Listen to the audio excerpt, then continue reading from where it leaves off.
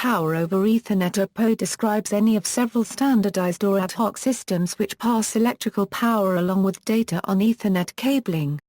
This allows a single cable to provide both data connection and electrical power to devices such as wireless access points or IP cameras. Unlike standards such as Universal Serial Bus which also power devices over the data cables, PoE allows long cable lengths. Power may be carried on the same conductors as the data, or it may be carried on dedicated conductors in the same cable. There are several common techniques for transmitting power over Ethernet cabling. Two of them have been standardized by IEEE 802.3. Since only 2 of the 4 pairs are needed for 10 base T or 100 base TX, power may be transmitted on the unused conductors of a cable. In the IEEE standards, this is referred to as alternative B. Power may also be transmitted on the data conductors by applying a common mode voltage to each pair. Because Ethernet uses differential signaling, this does not interfere with data transmission. The common mode voltage is easily extracted using the center tap of the standard Ethernet pulse transformer. This is similar to the phantom power technique commonly used for powering audio microphones. In the IEEE standards, this is referred to as alternative A. In addition to standardizing existing practice for spare pair and common mode data pair power transmission, the IEEE PoE standards provide for signaling between the power source equipment and powered device. This signaling allows the presence of a conformant device to be detected by the power source, and allows the device and source to negotiate the amount of power required or available. Up to a theoretical 51 watts is available for a device, depending on the version of the standard in use and the vendor of the hardware. Standard development: the IEEE standard for PoE requires Category 5 cable or higher for high power levels, but can operate with Category 3 cable if less power is required. Power is supplied in common mode over 2 or more of the differential pairs of wires found in the Ethernet cables and comes from a power supply within a PoE-enabled networking device such as an Ethernet switch, or can be injected into a cable run with a mid-span power supply. The original IEEE 802.3 AF 2003 PoE standard provides up to 15.4 W of DC power to each device. Only 12.95 W is assured to be available at the powered device as some power is dissipated in the cable. The updated IEEE 802.3 A 2009 PoE standard, also known as PoE Plus or PoE Plus, provides up to 25.5 W of power. The 2009 standard prohibits a powered device from using all 4 pairs for power. Some vendors have announced products that claim to be compatible with the 802.3 AT standard and offer up to 51 W of power over a single cable by utilizing all 4 pairs in the Category 5 cable. Both of these amendments have since been incorporated into the IEEE 802.3-2012 publication. Comparison with other integrated data and power standards: PoE provides both data and power connections in one cable, so equipment doesn't require a separate cable for each need. For equipment that does not already have a power or data connection, PoE can be attractive when the power demand is modest.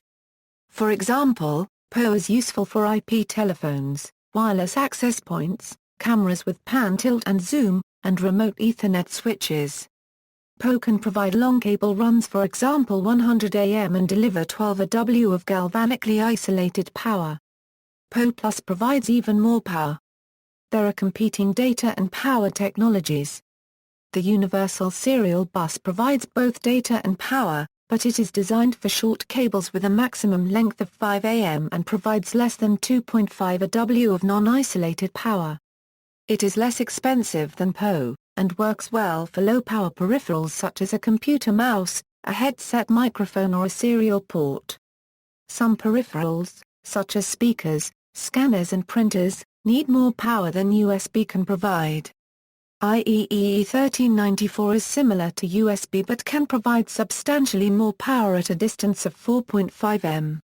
If a device already has power available but no data link, then PoE may not be attractive. A wireless data connection such as IEEE 802.11 may be more economical than running a data cable for the device.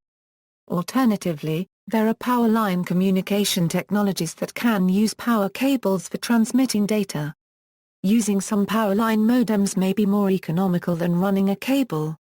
When data rate and power requirements are both low, other approaches may be viable. Mobile phones, for example, use batteries for power and antennas for communication. Remote weather sensors use very low data rates, so batteries and custom wireless data links are used. Depending on the application, some of the advantages with POA over other technologies may be, inexpensive cabling carries both data and power, power to equipment can be remotely cycled, fast data rate, uses. Some types of devices powered by POA include, VoIP phones, IP cameras, wireless access points, IPTV decoders, network routers, a mini network switch installed in distant rooms, to support a small cluster of ports from one uplink cable.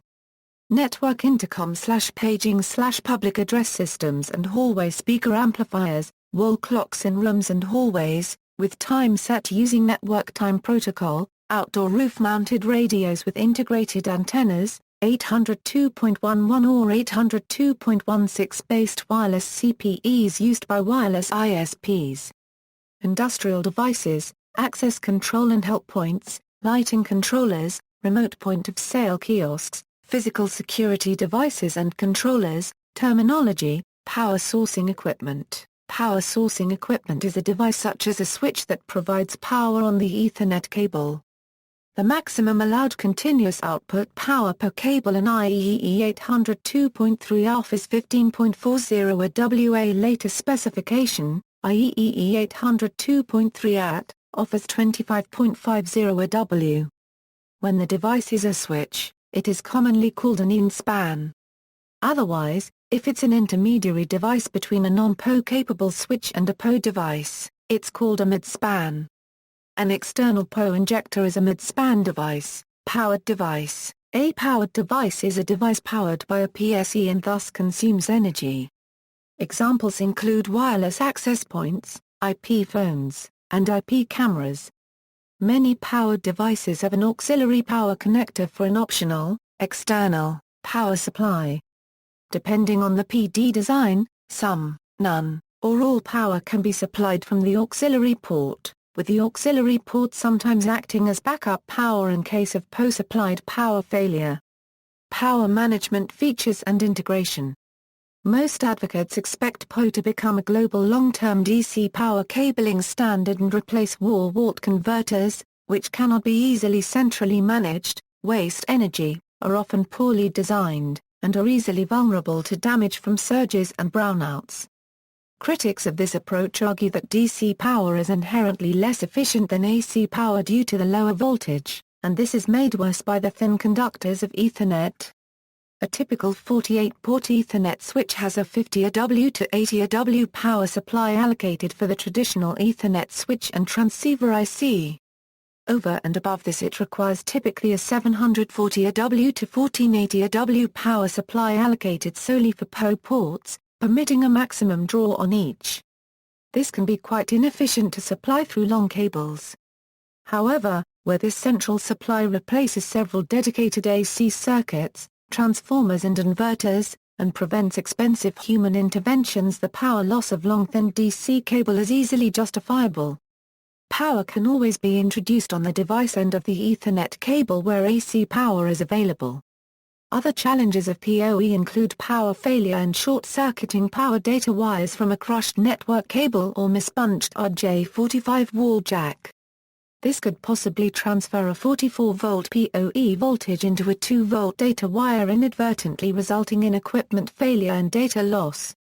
The issue of heat generation, typically generated remotely at the end devices, is now transferred into the data room switch with increased heat dissipation within the data center room, altering the British thermal unit cooling requirement specifications as well as the power consumption.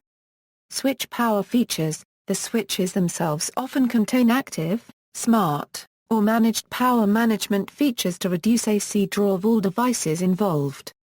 Multi-protocol teaming standards and handoff standards generally rely on simulating Ethernet features in other media.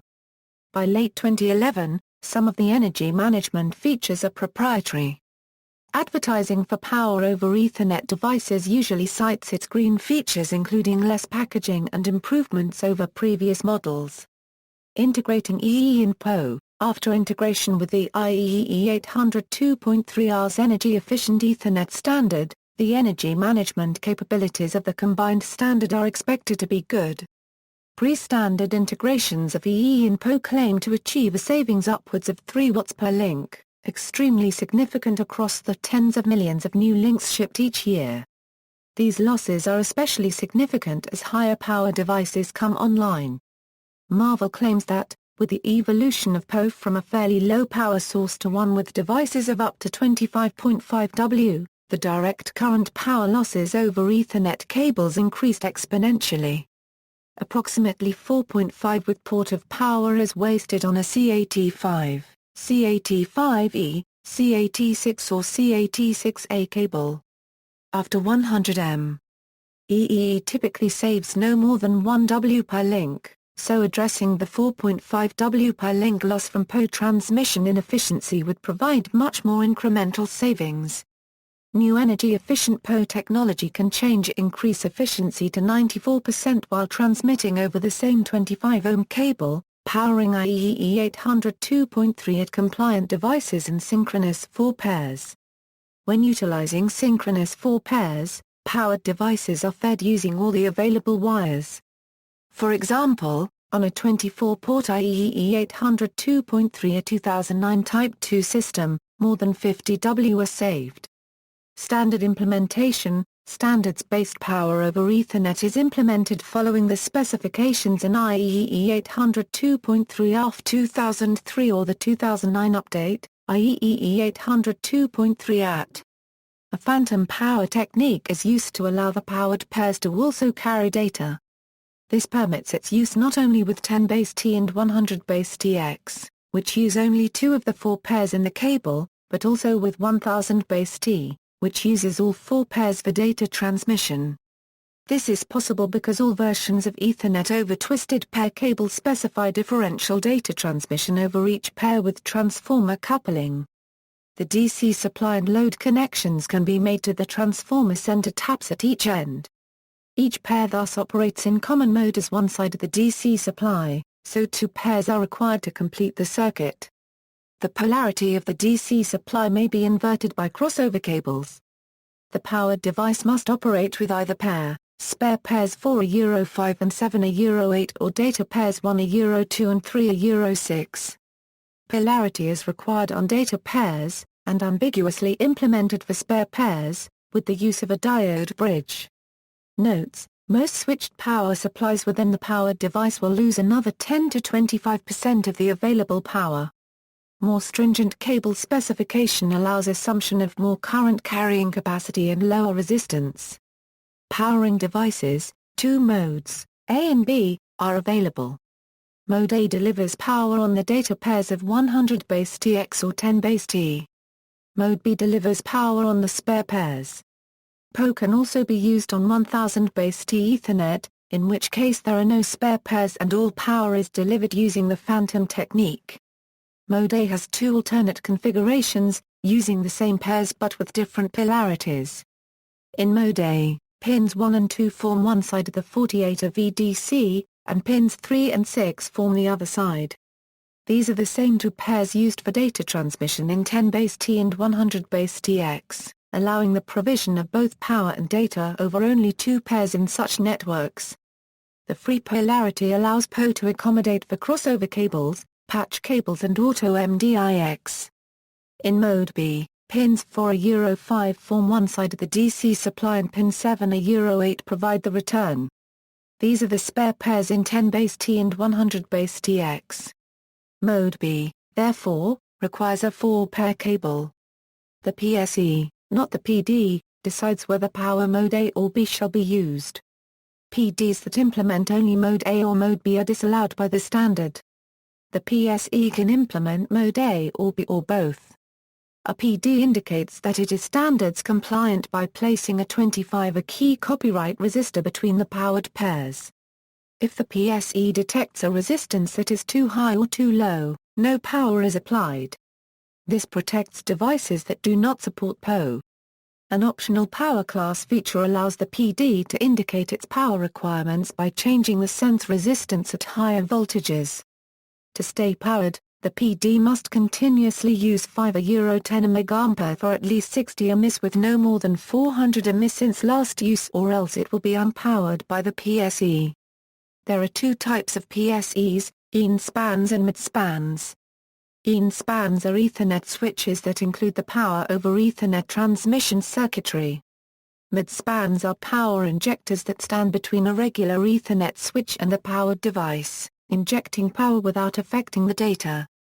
EN spans are normally used on new installations or when the switch has to be replaced for other reasons, which makes it convenient to add the PoA capability.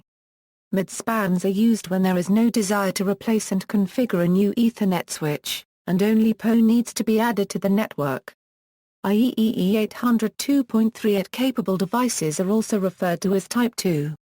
An 802.38 PSE may also use Layer 2 communication to signal 802.38 capability. Class 4 can only be used by IEEE 802.38 devices, requiring valid Class 2 and Mark II currents for the power-up stages. An 802.3 device presenting a Class 4 current is considered non-compliant and, instead, will be treated as a Class 0 device. Configuration via Ethernet Layer 2 LLDP, the setup phases are as follows. PSE tests PD physically using 802.3 phase Class 3. PSE powers up PD. PD sends to PSE, I'm a PD, max power equals X, max power requested equals X. PSE sends to PD, I'm a PSE, max power allowed equals X. PD may now use the amount of power as specified by the PSE. The rules for this power negotiation are, PD shall never request more power than physical 802.3 class, PD shall never draw more than max power advertised by PSE, PSE may deny any PD drawing more power than max allowed by PSE, PSE shall not reduce power allocated to PD, that is in use, PSE may request reduced power, via conservation mode. Non-standard implementations, Cisco manufactured WLAN access points and IP phones many years before there was an IEEE standard for delivering PoA. Cisco's original PoA implementation is not software upgradable to the IEEE 802.3 standard. Cisco's original PoA equipment was capable of delivering up to 10 W per port. The amount of power to be delivered is negotiated between the endpoint and the Cisco switch based on a power value that was added to the Cisco proprietary Cisco Discovery Protocol. CDP is also responsible for dynamically communicating the voice VLAN value from the Cisco switch to the Cisco IP phone. Under Cisco's pre-standard scheme, the PSE will send a fast link pulse on the transmit pair. The PD connects the transmit line to the receive line via a low-pass filter. And thus the PSE gets the FLP in return. And a common mode current between pair 1 and 2 will be provided, resulting in 48 VDC and 6.3 W default of allocated power. The PD has then to provide Ethernet link within 5 seconds to the auto-negotiation mode switch port. A later CDP message with a type length value tells the PSE its final power requirement. A discontinued link pulses shuts down power. In 2014, Cisco created another non-standard PoA implementation called Universal Power over Ethernet. UPoE can use all 4 pairs, after negotiation, to supply up to 60 W. PowerScene, now a MicroSemi brand, have been selling mid-span power injectors since 1999 with its proprietary power over LAN solution. Several companies such as Polycom, 3Com, Lucent and Nortel utilize PowerScene's power over LAN. Passive, most passive applications use the pin-out of 802.3 ARF mode B, with DC plus on pins 4 and 5 and DC minus on 7 and 8. Data is then on 1 to 2 and 3 to 6. This limits operation to 100 Mbps. Gigabit passive injectors use a transformer on the data pins to allow power and data to share the cable and is typically compatible with 802.3 ARF mode A. In the common passive POA system, the injector does not communicate with the powered device to negotiate its wattage requirements, but merely supplies power at all times. Passive mid-span injectors up to 12 ports simplify installations. Devices needing 5 volts cannot use POA at 5V on Ethernet cable beyond about 15 feet due to IR loss, so a 24V or 48V to 5V DC-DC converter is required at the remote end. Passive DC to DC injectors also exist which convert a 9V to 36V DC input power source to a stabilized 24V 1A or 48V 0.5A POA feed with plus on pins 4 and 5 and on pins 7 and 8. These DC to DC POA injectors are used in various telecom applications.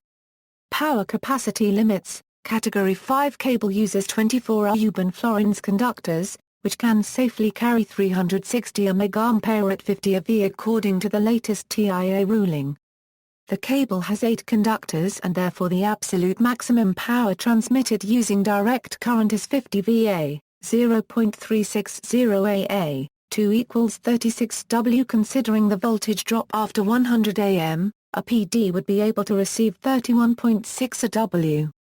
The additional heat generated in the wires by POA at this current level limits the total number of cables in a bundle to be 100 cables at 45 °C, according to the TIA. This can be somewhat alleviated by the use of Category 6 cable which uses 23 U-Fluorines conductors. See also, ITUTGHN, a home network using existing home wiring, network switch, connects network nodes with independent pipes. Phantom power, long-established standard technique to power microphones, power line communication, data communication over mains electricity, references. External links, IEEE802.org, download the IEEE 802.3 standards, IEEE802.org, IEEE 802.3 ALF Task Force, IEEE802.org, IEEE 802.3 A Task Force, POE pinouts of various manufacturers.